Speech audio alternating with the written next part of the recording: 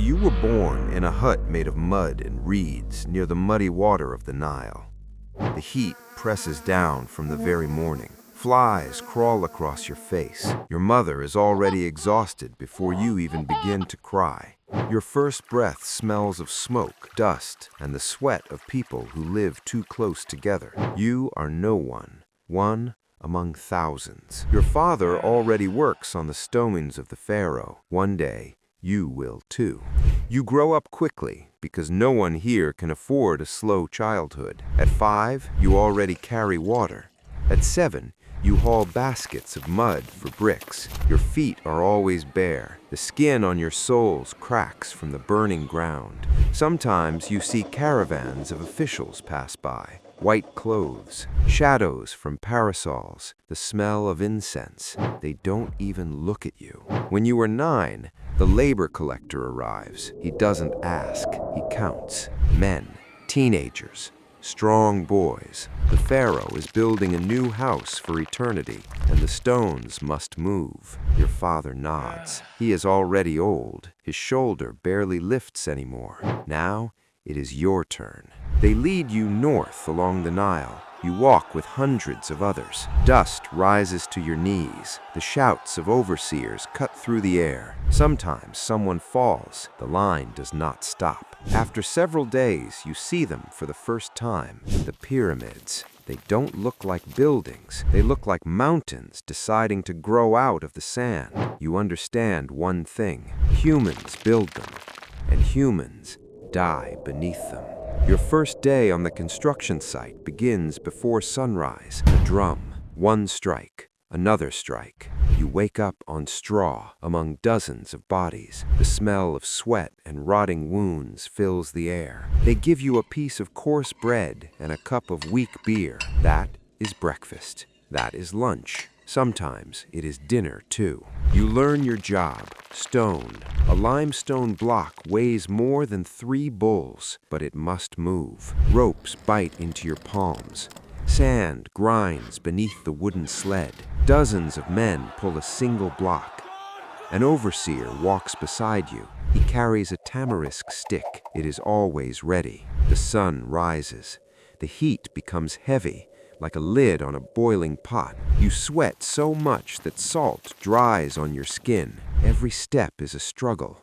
Every breath is dust. Sometimes the stone gets stuck. That's when the sticks start working. On backs, on legs, on faces. You quickly learn to watch your feet because people fall. Sometimes a foot slips beneath the sled. Sometimes a block breaks loose from the ramp. When it happens, the sound is short, a crack, a scream, then silence. The stone does not stop. It is simply pulled forward. Years pass. You grow stronger. Your shoulders widen. Your back fills with scars. You are no longer a boy. You are part of a machine. You know the rhythm of the work. The drum. Pull. Step.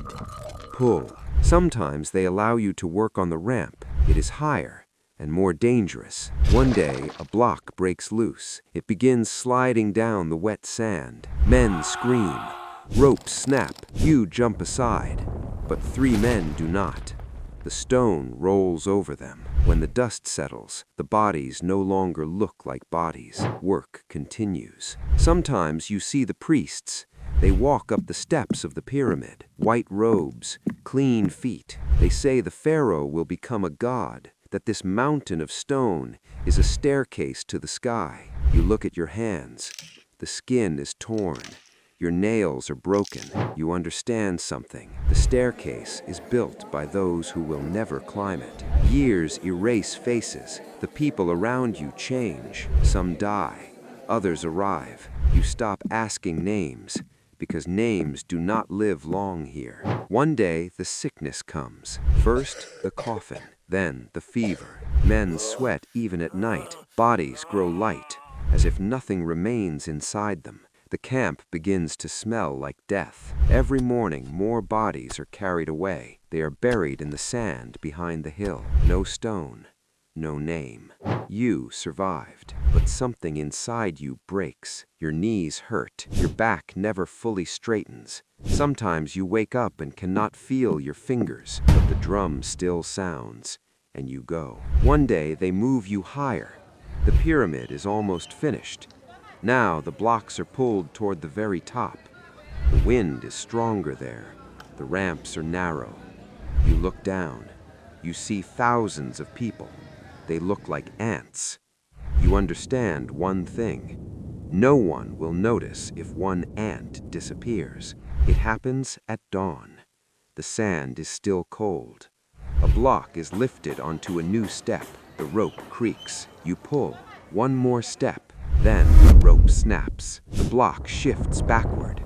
You fall, and the world begins to slide downward. Dust in your eyes, shouts around you. Then the stone hits you. First comes the weight, then darkness. When the workers free the block, you are no longer breathing. The overseer looks, nods. The work cannot stop. Your body is carried down. They bury you quickly. A small hole, sand, no prayers, no names, just another man who became part of this construction. The pyramid will stand for thousands of years. The sands will move around it. People will come to see the wonder.